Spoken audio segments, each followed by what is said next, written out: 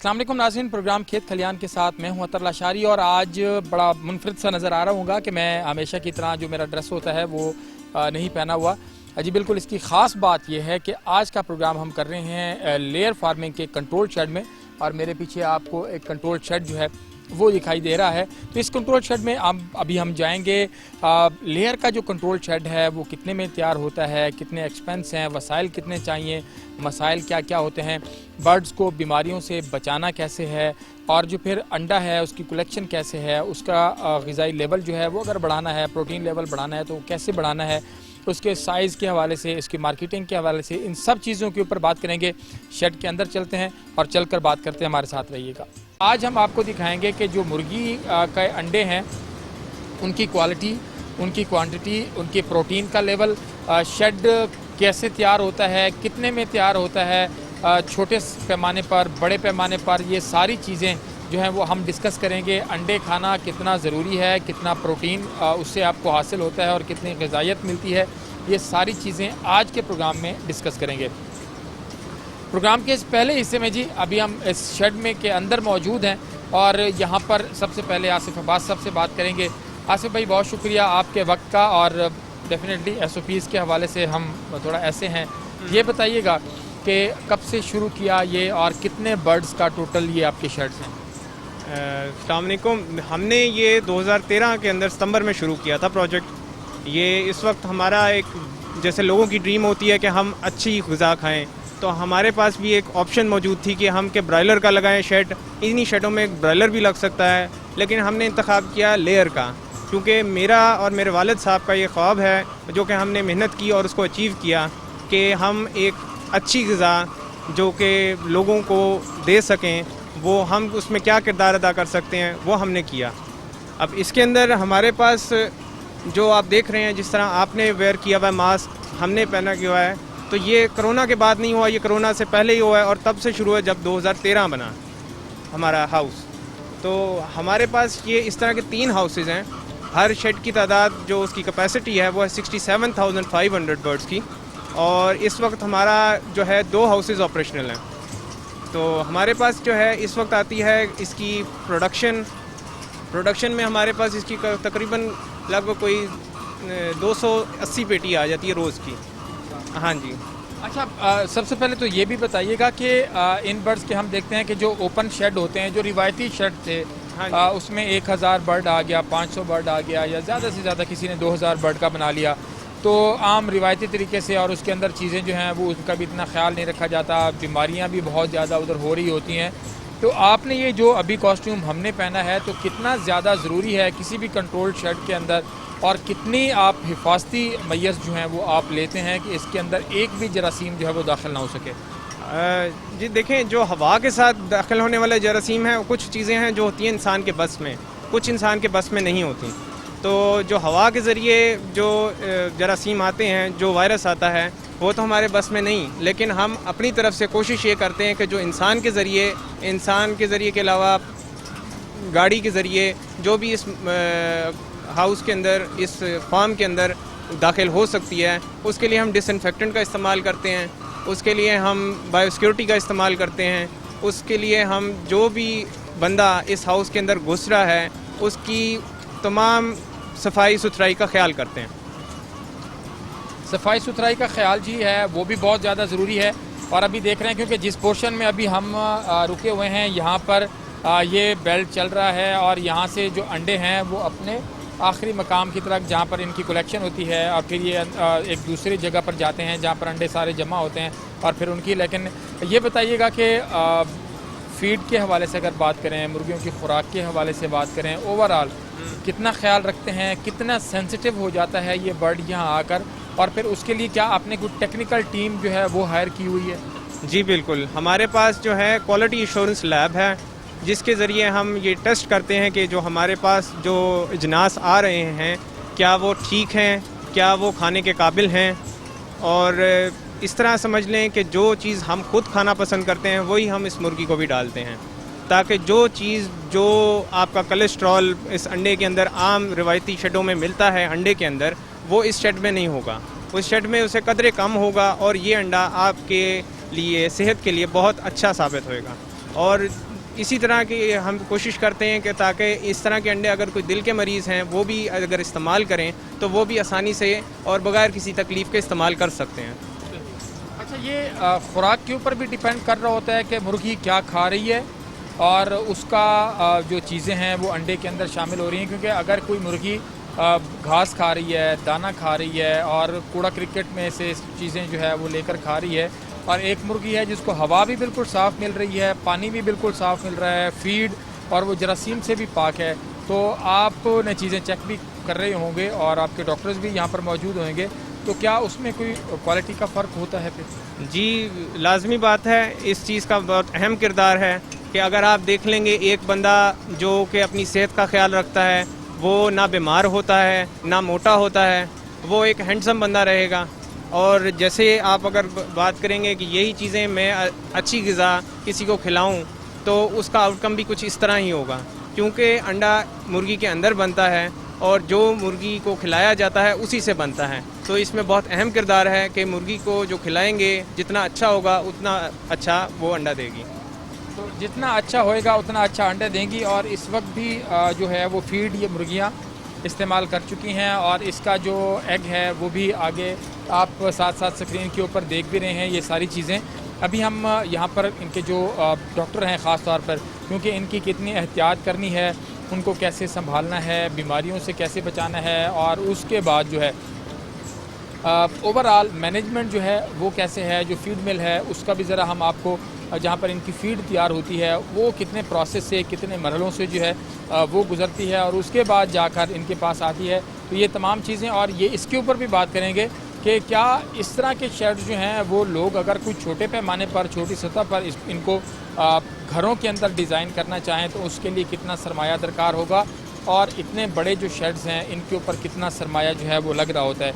अच्छा, ये बताइएगा, अगर आपके पास फॉर एग्ज़ाम्पल 1 लाख बर्ड है तो तैयार है वो और एगलिंग पे है, तो आपको क्या लगता है या आपका क्या यहाँ पर सूरत हाल है कि उनकी परसेंटेज क्या है अंडे देने की, और अच्छा बेहतर प्रोडक्शन लेने के लिए कोई आप ख़ास इनका कोई चीज़ें कोई फीड शीट कर रहे होते हैं या जर्नली चल रहा होता है? नहीं, ये जो है ये सारी चीज़ों को ख्याल रखा जा रहा होता है। और ये जो है हमारे पास जो फैको के शेड हैं ये इसलिए से इम्पोर्टेड हैं और इनकी जो भी चीज़ है वो एक पैरामीटर पे बनी है।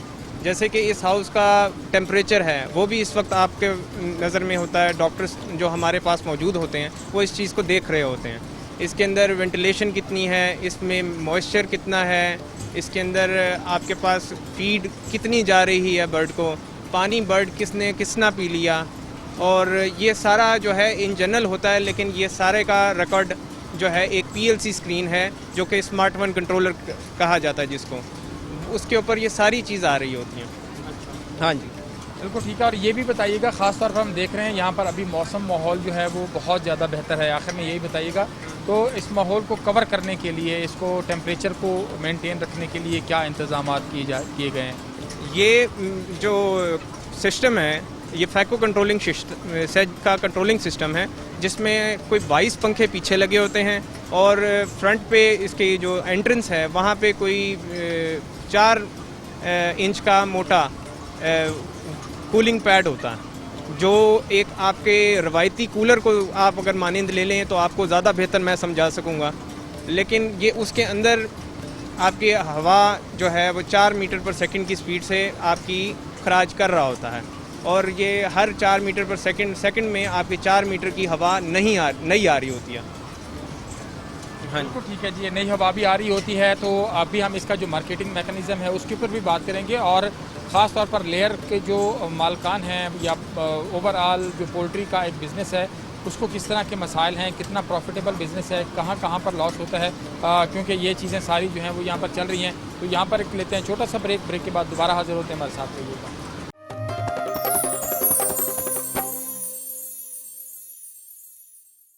वेलकम बैक जी। अभी हम शेड में मौजूद हैं और मेरे साथ डॉक्टर अरसलान हैं। डॉक्टर अरसलान से हम बात करेंगे कि क्वालिटी ऑफ एग के हवाले से, क्वालिटी चिकन के हवाले से और लेयर की ओवरऑल सूरत हाल के हवाले से।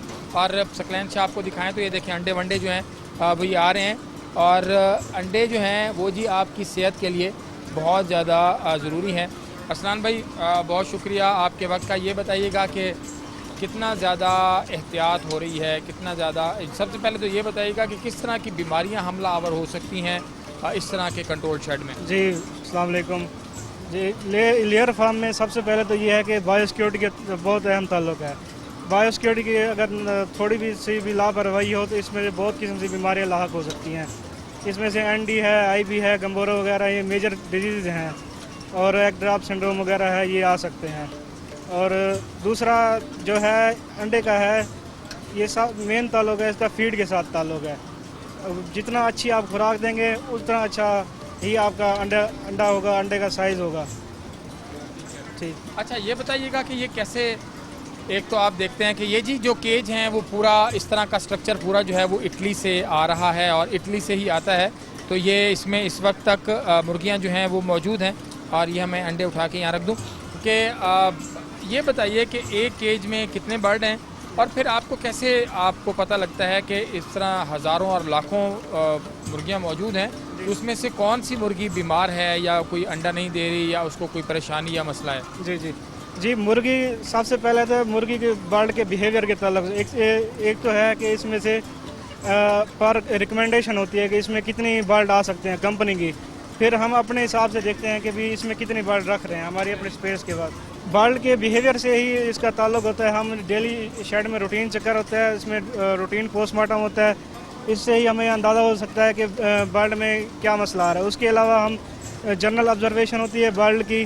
बर्ड मतलब बता रहा है बर्ड की कोई किसी किस्म के डिस्चार्ज हो रहा है बर्ड के जिस्म से, नोज से, आई से, उसकी शैंक बता रही होती है कि भी इसमें से कोई किस्म का मसला आ रहा है। बर्ड ऑफ फीड हो रहा है, बर्ड पानी उसमें कम पी रहा है, ये सारी चीज़ें इसमें देखनी पड़ती हैं कि। अच्छा और ये भी बताइएगा कि ख़ास तौर के ऊपर कौन कौन सा कोई आपने कैलेंडर बनाया होता है कि किस टाइम के ऊपर जो है वो इनको कोई वैक्सीनेशन होनी है? क्योंकि बाहर तो हम देखते हैं कि लोग आम रूटीन के अंदर चल रहे होते हैं, कभी कर दी कभी ना की। यहाँ पर तो बहुत ज़्यादा एहतियात करते होंगे कि तो कैलेंडर के मुताबिक चलते हैं या वैसे ही कोई? नहीं, इसका प्रॉपर वैक्सीनेशन शेड्यूल होता है, उसके मुताबिक ही हम चलते हैं। वो शेड्यूल में कितने बार इनको वैक्सीन आप कर रहे होते हैं? नहीं, जब ये हमारे पास चूज़ा आता है तो फिर उसके मुताबिक रूटीन एडजस्ट होती है। अभी हफ्ते बाद एक वैक्सीन आ गई, 15 दिन बाद आ गई, वो शेड्यूल होता है। जब ये लेंग पे आ जाती है तो फिर हम 2 मंथ बाद इसके ब्लड टेस्ट भी कराते हैं और इसका 2 मंथ बाद वैक्सीन कंटिन्यू करते हैं इसकी। जी। अच्छा डॉक्टर साहब ये भी बताइएगा कि अगर हम इनके अंडों की बात करते हैं, अफादियत की बात करते हैं, तो ग़िज़ाई ज़रूरियात कितनी हद तक अंडा पूरी कर सकता है, जिसम की प्रोटीन लेवल क्या होता है? और मुझे ये फ़र्क भी बताइएगा कि जो देसी मतलब इस तरह की मुर्गी किसी ने घर में पाली हुई है और वो कूड़ा क्रिकेट से भी चुन के खा रही है, दाना दुनका भी खा रही है, घास वगैरह भी खा रही है, और एक इसको आप प्रॉपर एक फीडिंग दे रहे हैं, तो जो अंडा है उसकी ग़िज़ाइयत और उसके प्रोटीन लेवल में कोई फ़र्क होता है? जी। जो अंडा है, एक तो पहले प्रोटीन के ताल्लुक से बात करें तो एक मुकम्मल प्रोटीन ही ग़िज़ा है। इसमें 6 ग्राम प्रोटीन होती है और इंसानी बॉडी को ये 70 कैलोरीज एनर्जी प्रोवाइड करती है। ठीक है। और जो दूसरी घर की मुर्गी होती है और इसकी मुर्गी में बहुत ज़मीन आसमान का फ़र्क है। इसको हम प्रोसेस फीड दे रहे होते हैं, वो आप देखेंगे भी गंद पे पल रही होती है। इसमें हम सारा कुछ प्रॉपर मिकदार में इसकी न्यूट्रिशनल लेवल सेट होता है, उसका कोई ख़ास ग़िज़ायत में वो नहीं होता। बस वो जो चीज़ आ रही है गंद है, कोई भी दाने डाल रहे हैं, कभी कुछ डाल रहे हैं, इस वजह से ये अंडा ग़िज़ाई लिहाज से बेहतर होता है उससे। जी। ये अंडा जी ग़िज़ाई लिहाज से, यानी आप ये कहना चाह रहे हैं कि घर की मुर्गी दाल बराबर? जी जी जी। वो जी हमने जो मुहावरा सुना था कि घर की मुर्गी दाल बराबर, तो डॉक्टर साहब भी यही कह रहे हैं कि जी जो घर की मुर्गी है क्योंकि वो हर चीज़ खा रही होती है, तो उसका जो प्रोटीन लेवल है उसके अंडे का, तो वो इतना ज़्यादा कोई मतलब इसके मुकाबले में अगर हम बात करें तो वो कहते हैं कि ज़्यादा ये बेहतर है क्योंकि इसको। अच्छा, इसकी जब हम डाइट की बात करें तो क्या क्या चीज़ें इसकी फीड के अंदर, क्योंकि बहुत सारी चीज़ें बाहर ऐसे मशहूर हैं कि जी वो मुर्गियों का ब्लड है वो इनकी फ़ीड में इस्तेमाल होता है, जो जानवरों का ब्लड है, खून है, वो इनकी फ़ीड में इस्तेमाल होता है, तो क्या क्या जो है इंग्रेडिएंट्स हैं इनके फ़ीड के? जी नहीं, इसमें एक चीज़ होती है न्यूट्रिशनल प्रोफाइल इसकी सेट करनी पड़ती है। तो इसमें मेन थिंग जो है वो है मकई वगैरह होता है, इसी अज़ा में सोयाबीन वगैरह होते हैं। ये का लो लेवल की कंपनियाँ कहते हैं इस्तेमाल करते हैं, लेकिन इधर नहीं होता वो यूज़। जी। नहीं तो इसके फिर जो फीड है उसके कंपोनेंट क्या क्या हैं, क्या क्या हैं? इसमें सोयाबीन होता है, इसमें मकई होती है, फिर इसमें दूसरे राइस पॉलिश वगैरह भी होता है और दूसरे चीज़ें भी होती हैं इसमें। अच्छा जी। अच्छा जी, जो हम वैसे सुनते आ रहे होते हैं कि जी जो फीड बनती है, जो मुर्गियों की जो फीड होती है, तो उसमें पता नहीं क्या क्या चीज़ें जो हैं वो इस्तेमाल की जाती हैं, क्योंकि हमने बहुत सारी दफ़ा सुना कि ये जो आलाइश होती है मुर्गियों की और जानवरों की, कि जी इसको ले जाते हैं और इसको प्रोसेस करके वो इसकी फ़ीड में शामिल करते हैं, और जो जानवर ज़िबा हो रहे होते हैं उनका ब्लड जमा होता है और वो भी जाके कहीं इनकी फ़ीड में शामिल हो रहा होता है। तो ऐसी कोई बात नहीं है। और ख़ास तौर पर ये जो मकई की बात कर रहे हैं, सोयाबीन की बात कर रहे हैं, राइस की बात कर रहे हैं, या गंदम की बात कर रहे हैं, इस तरह की जो चीज़ें हैं, डेफिनेटली इस तरह का बड़ा स्ट्रक्चर बनाना, बड़ी चीज़ों को बनाना और उसके अंदर फिर एक एक चीज़ का जो है वो इस्तेमाल होता है, एहतमाम का करना बहुत ज़्यादा ज़रूरी होता है। तो अभी हम चलते हैं, ज़रा चल के आपको एक तो फीड मिल का विज़िट कराते हैं, दूसरा ओवरऑल इसके ऊपर बात करते हैं, क्योंकि जो इस शेड के ऑनर हैं शेख अब्बास रज़ा साहब, वो अंदर शेड के अंदर नहीं आ सकते थे, तो हमें ही इजाज़त मिली 2-3 लोगों को कि हम शेड में आएँ और आकर ज़रा बातचीत कर लें। तो अभी चलते हैं जहाँ पर एग्स जो हैं वो जमा हो रहे हैं, वो और जो फीड मिल है वहाँ चलकर बात करते हैं और ये देखते हैं कि इसके ऊपर पूरा इस इंफ्रास्ट्रक्चर के ऊपर कितना पैसा जो है वो खर्च होता है। चलते हैं वहाँ पर, चलकर उनसे बात करते हैं। यहाँ पर वक्त एक छोटे से ब्रेक लेते हैं, हमारे साथ रहिएगा।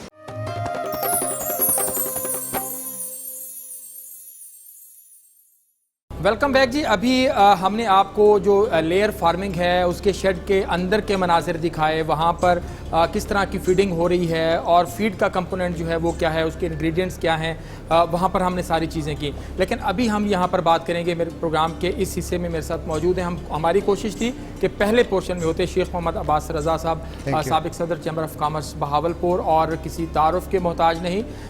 इस बिज़नेस के अंदर इनकी खूबसूरती ये है कि तमाम चीज़ें, तमाम पैरामीटर्स को लेकर चलते हैं। जो इंटरनेशनल स्टैंडर्ड की जो चीज़ें हैं वो हमने देखी हैं कि इसके शेड के ऊपर जो है वो सब चीज़ें इम्प्लीमेंट हुई हैं। और आपने देखा कि हमने पहले जो 2 पोर्शन से उनके अंदर उनका कॉस्ट्यूम जो है और सैनिटाइजेशन, तमाम चीज़ों को अबूर करके फिर वो पहले 2 शो किए हैं। शेख साहब, बहुत शुक्रिया आपके वक्त का। और अभी हमने आपके शेड के अंदर के मनाजिर अपने लोगों को, नाज़रीन को भी दिखाए। ये बताइएगा कब से शुरू किया ये, और कितने बाय कितने का, कितने बर्ड्स का आपका शेड है, कितना बड़ा स्ट्रक्चर है और कितनी इन्वेस्टमेंट इसके ऊपर आपका लगा? जी, जब ये मैंने शुरू किया तो तकरीबन 13 में ये आए थे, लेकिन चूँकि बाहर के लोग इनको फिक्स करने आते हैं तो वो तो बलाएँ होती हैं, वो 3 महीने में खड़ा कर देते हैं, इसको फिक्स करके चले जाते हैं। यहाँ आप ये देखें कि ये जो हैं फैको इटालियन कंपनी से आए हैं और ये इंटरनेशनल कंपनियाँ, इससे अच्छी कंपनी नहीं है। जब वो हमने उनसे इंपोर्ट किया तो उन्होंने अपना रिप्रेजेंटेटिव यहाँ भेजे, तो इसमें जो चीज़ आप देख के आए हैं, ये इसमें एक धागा, एक सुई, एक तार या एक पेज पाकिस्तान से नहीं लगा। अच्छा। उन्होंने माशाल्लाह 3 से 5 माह में इसको खड़ा कर दिया और इसकी हर चीज़ काबिल इस्तेमाल बना दी। सही। अब आपने कहा कि इसकी कैपेसिटी कितनी है। एक्चुअली जब हम इसको बना रहे होते हैं तो इसकी जो नीचे फीडिंग है, फीडिंग जो है वो इसके छोटे बच्चे होते हैं जो इसकी फीडिंग करते हैं, और जो फिर बड़े होके 4 माह के बाद आपने जो हॉसेस देखे इनमें आ जाते हैं। अगर ये 4 एक का कंपोनेंट हो तो वो जो बच्चे वाला जो है वो सारा साल चलता रहे, तो ये चारों को वो मुर्गियाँ दे सकता है। सही। अच्छा, चूँकि ये महंगा बड़ा है, तो आजकल पाकिस्तान करेंसी भी बहुत सारी डाउन है। जो यूरो में आता है, यूरो तकरीबन 200 रुपये का हो गया, तो ये एक 400 यूरो एक बर्ड इसकी कीमत है। अच्छा। और एक जो केज है वो 70,000 बर्ड का है। 70,000 रुपये का एक केज? 70,000 बर्ड का। अच्छा, 70,000 बर्ड का। हाँ, ठीक है। और जब इसको दरअसल देंगे तो आज तकरीबन 10 करोड़ रुपए का एक केज आएगा। 10 करोड़ रुपए का एक शेड आएगा आपका तैयार होएगा। अच्छा। तो ये हमने लगाए 3 शेड। ठीक है।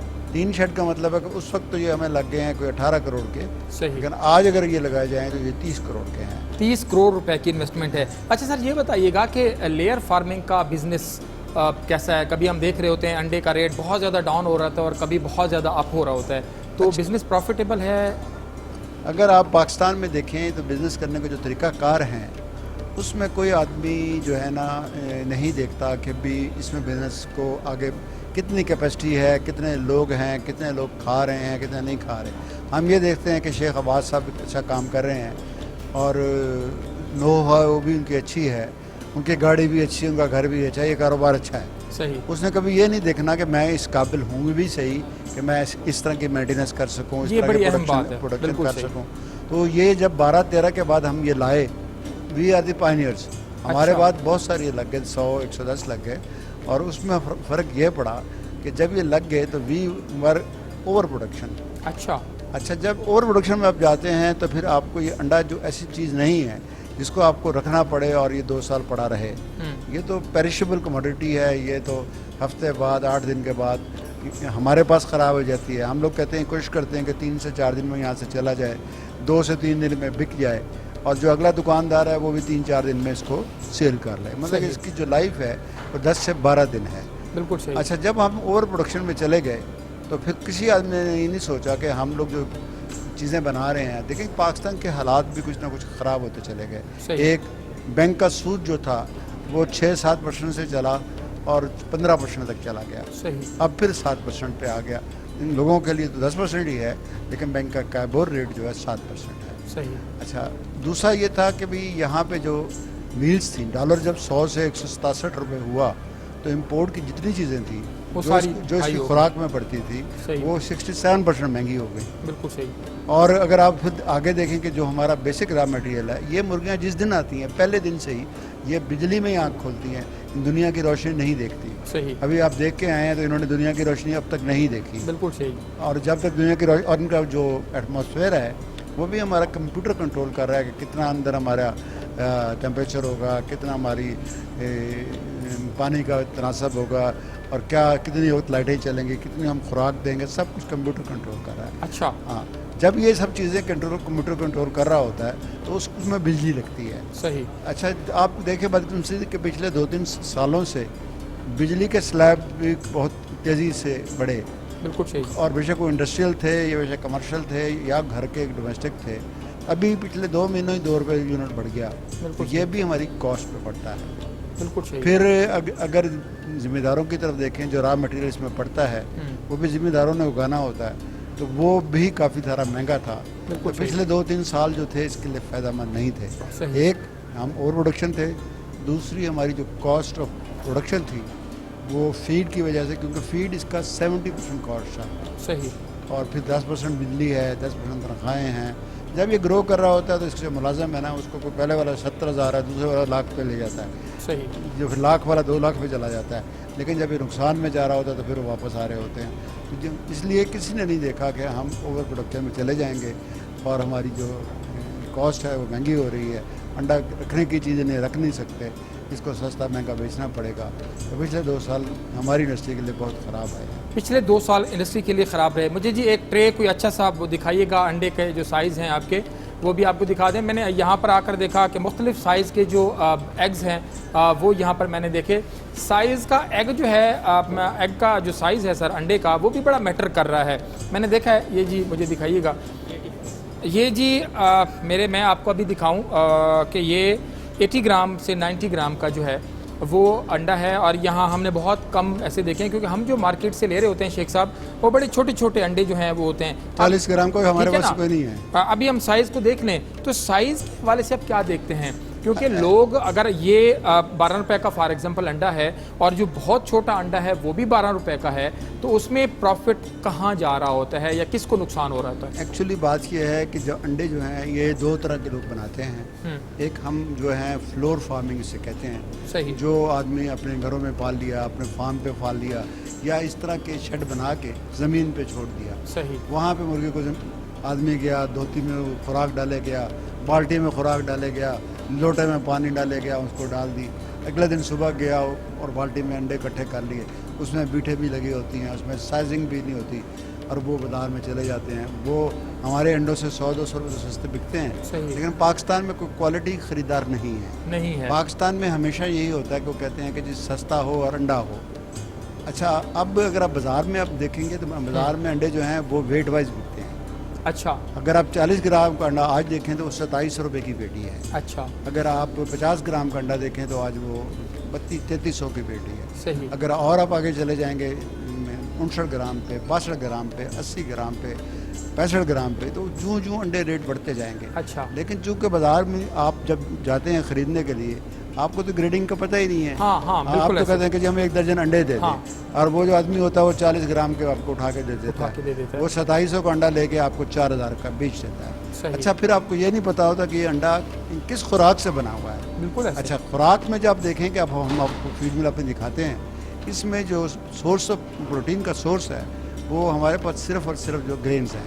सही। और बाकी जगह आप कहीं जाएंगे तो वहाँ को आपको प्रोटीन का सोर्स जो मिलेगा वो हड्डियों की चूरा मिलेगा, सही। फिश मील मिलेगा, और इस तरह छिलका मिलेगा, और सब चीज़ें मिलेंगी जिनसे बो आती है। सही। जब मुर्गियों को आप बो वाली खुराक देंगे तो उसके अंदर जो चीज़ होगी वो भी बो वाली आपको मिलेगी। आप सही। बच्चों को ज़बरदस्ती बेशक खिला रहे होंगे, लेकिन वो नाक मुँह चढ़ा के खा रहे होंगे कि अब्बू जी इसमें तो बो है अंडे में। हाँ। लेकिन आपको चूँकि पता नहीं है कि अच्छे अंडे भी मिलते हैं। बिल्कुल आपको ऐसे। तो अंडा तो अंडा ही होता है। सही। फिर अंडा ले लो, तो अंडा आपने जाकर दुकानदार को कहा कि यार एक दर्जन दे रहा हूँ, उसने 40 ग्राम का डाल कर दे दिया, आपने पैसे दे दिए। बिल्कुल। कभी आपको ये एजुकेट लोगों को करें कि अंडा वेट वाइज बिकता है, और जो दूसरे लोग हैं वो एक 40 ग्राम का ले लिया, एक उन्होंने 56 ग्राम का ले लिया, एक उन्होंने 60 ग्राम का ले लिया, तीनों को मिक्स किया, ट्रे बना दिया।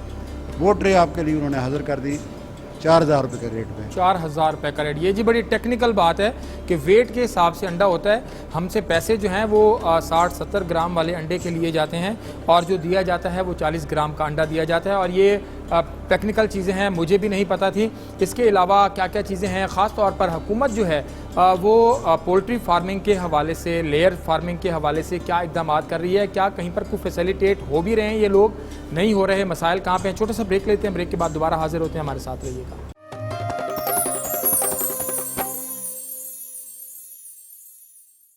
वेलकम बैक जी। अभी हम बात कर रहे थे अंडों के पूरे प्रोसेस के हवाले से। तो अभी हम जहाँ पर जिस सेक्शन में आए हैं तो यहाँ पर लेज़र प्रिंटिंग जो है वो हो रही है। शेख साहब, मैंने ये बहुत कम देखा है, नहीं देखा अभी भावलपुर डिवीजन में कि इस तरह की कोई लेज़र प्रिंटिंग जो है वो हो रही हो। देखें जी, अंडे यहाँ से निकल रहे हैं और ऊपर से मोहर जो है, स्टैम्प जो है, अब वो साथ साथ लग रही है। इसका बुनियादी मकसद क्या है सर? तो हमने उसके करने के लिए कि ये जो अंडे जो हैं गंदे और अच्छे अंडे में पहचान हो, जो ख़रीदार है उसको पता हो कि अंडे जो अच्छे हैं वो कौन से हैं।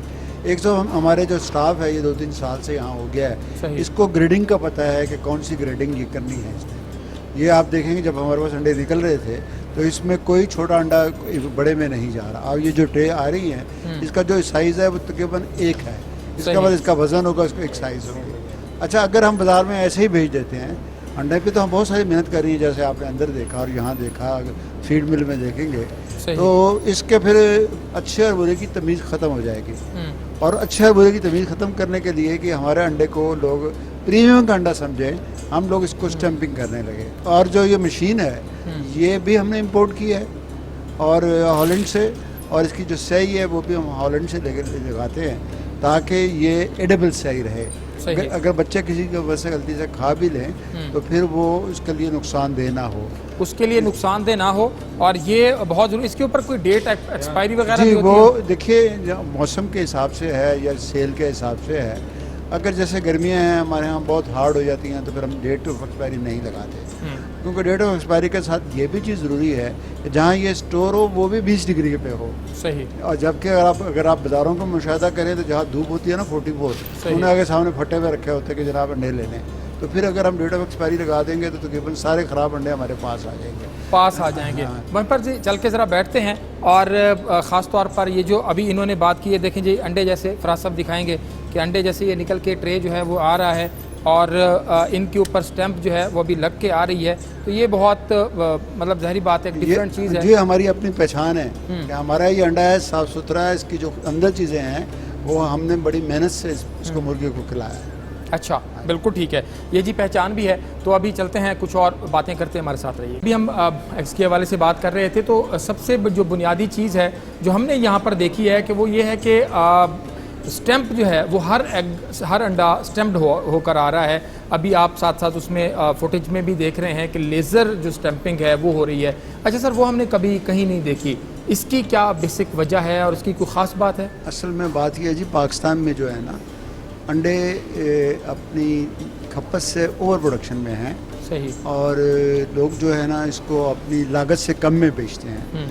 और चूंकि वो अंडों की क्वालिटी की तरफ तवज्जो नहीं देते, ना ही उनको ऐसा जैसे हमने आपके साथ किया, कभी कभी आप जाएंगे तो ऐसा नहीं होगा।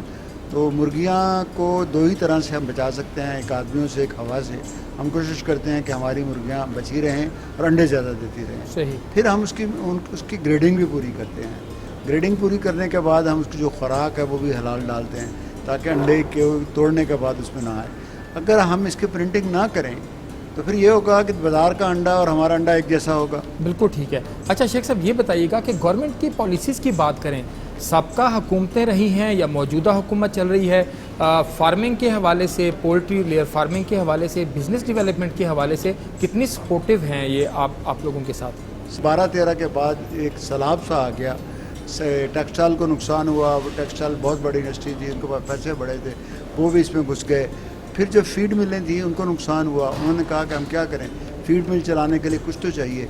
उन्होंने इसको एज ए अपनी मुर्गियों को जो चलाने के लिए सही। उन्होंने भी ये लगा लिए, किसी ने ब्रॉयलर लगा लिया, किसी ने लेयर लगा लिया, और ये ओवर कैपेसिटी हो गई। अच्छा, पिछली गवर्नमेंट में भी और इस गवर्नमेंट में भी ये अपने सर खुद ही धोते रहे हैं। जो नुकसान करते गए हैं वो निकलते चले गए हैं, जो थोड़ा बहुत सह सकते थे वो रह गए हैं।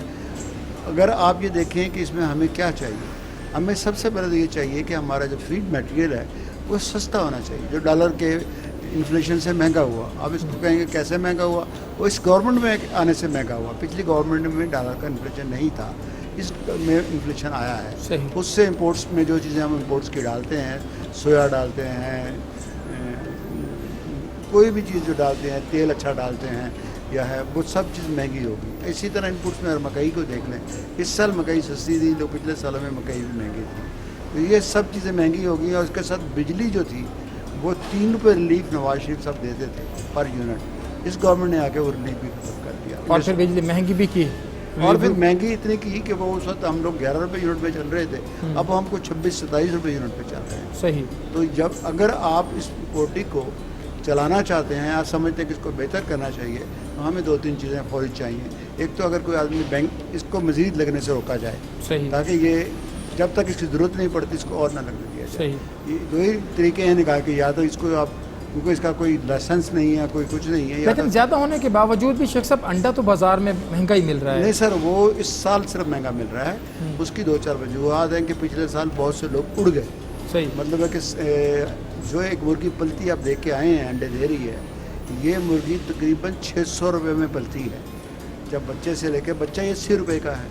सही। और जब हम इसको सारी दवाइयाँ शवाइयाँ ला के जो 5 महीने में इधर लाते हैं, तो इसकी कॉस्ट 600 रुपये हो जाती है। पहले मुर्गी 600 रुपये उतारेगी तो हमें पैसे देगी ना। सही। अच्छा, पिछले सालों में और प्रोडक्शन थी, अपने पैसे नहीं उतार सकी, लोग गुम हो गए। और हम लोग भी देखें, मेरे पास 2,10,000 मुर्गी की कैपेसिटी है, मैं सिर्फ 1,10,000 मुर्गी लेके चल रहा हूँ। तो 1 लाख मुर्गी मैंने कम कर दी, इसलिए कि मुझे पिछले साल जो लॉसेज हुए हैं, मैं उससे डरा हुआ था कि अगर मैं इस साल लॉसेज में आ गया तो और लॉसेज होंगे। अब आप कहते हैं कि अंडा महंगा क्यों है? अब मैं समझता हूँ कि अंडा जो महंगा है, अगर आप वर्ल्ड के हिसाब से चले जाएँ तो कोई महंगा नहीं है, लेकिन इस दफ़ा 2-3 अवामिल ऐसे रहे जिसने अंडे की मांग में इजाफा किया। नंबर 1, गर्मियाँ चढ़ते ही कोरोना आ गया। सही। डॉक्टर्स की एडवाइस थी कि जो अंडा आदमी खाएगा उसका जो इम्यूनिटी बेहतर हो जाएगी। लोगों ने इसको दवाई के तौर पे खाना शुरू कर दिया। क्योंकि पिछले साल के बनिस्बत प्रोडक्शन कम थी और अंडे की डिमांड बढ़ गई, तो इसलिए महंगा हो गया। तो वो महंगा हो गया। फिर आप देख लें कि अब थोड़ी सी इसमें लोगों को जो प्रोडक्शन मिल गई है, लेकिन साथ ही जो कराची में बहुत सारे फ्लड आए हैं, कराची में ऐसा केज कोई नहीं है, बिल्कुल ज़मीन पे पालते हैं, ज़मीन पे है। हाँ, अच्छा शेख साहब, मेरे ख्याल में जो फीड का स्ट्रक्चर है, चल के वो भी अपने नाजरीन को दिखा देते हैं। नाजरीन चलते हैं कि जो फीड मिल है वो भी यहाँ लगी हुई है, और फीड के अंदर क्या क्या कंपोनेंट होते हैं जो मुर्गी खाकर ये अंडा देती है। चलते हैं वहाँ पर बात करते हैं, हमारे साथ रहिए। अच्छा जी, अब हम यहाँ पर पहुँचे हैं जो फीड मिल है, और इसके हवाले से शेख साहब ये भी बताइएगा कि ये जो फीड मिल है आप सप्लाई के लिए आपने लगाई है या अपने बर्ड्स के लिए लगाई है, और इसके अंदर क्या खासियत है? अच्छा सर, जब हम इस कारोबार में आए उस हमारे पास 2,10,000 बर्ड था, और जो तकरीबन 400 बोरियाँ रोज़ खा जाता था। और जब हम बाज़ार से लेते थे तो वो माशाल्लाह बहुत सारी फीड के पैसे बनते थे, एडवांस देने पड़ते थे। अच्छा, फिर दूसरा हमने ये देखा कि फीड में जो मार्केट में कमर्शियल फीड्स हैं, उसमें सोर्स ऑफ प्रोटीन जो है वो बोन मील है, वो फिश मील है, और उसके बाद वो जो आंतों का मील है वो प्रोटीन सोर्स बनाते हैं। उससे ये होता है कि वो जो आपकी फीड है वो में प्रोटीन तो आता है लेकिन उसमें बो आ जाती है। उसको खाने से मुर्गी जब खाती थी तो वो हमारे जो अंडे थे वो भी बदबू वाले हो गए, और जब हम बाज़ार में लेकर जाते थे तो मुझे वो जो एक इंफरादियत कायम करनी थी वो मैं नहीं कर सका।